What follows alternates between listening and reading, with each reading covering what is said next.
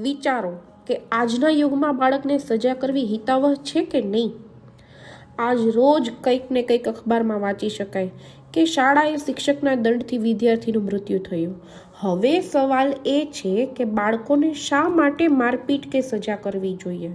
જો કંઈક ખોટું કર્યું હોય તો એના માતા પિતાને જાણ કરો અને લેસન ન કરવું, શાળાએ મોડું આવવું, કોઈને મારવો, જે હોય તો સમજાવીને એવી સજા આપવી જોઈએ કે જેનાથી બાળકમાં સમજણ કેળવાય.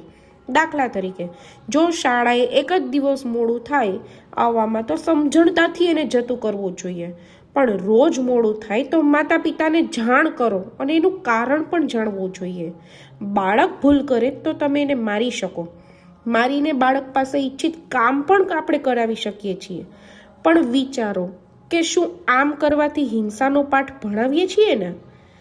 શું આપણે બાળકોને હિંસા કરવા માટે પ્રેરિત કરીએ છીએ? બાળકને પ્રેમ, સહાનુભૂતિ, સ્વતંત્રતા અને પ્રોત્સાહનથી જે શીખવી શકીએ એ વસ્તુ સજા કરવાથી શીખવી શકાતી જ નથી. સજાથી બાળકો તો ઠીક, પરંતુ આતંકવાદીઓને પણ સુધારી શકાતા નથી.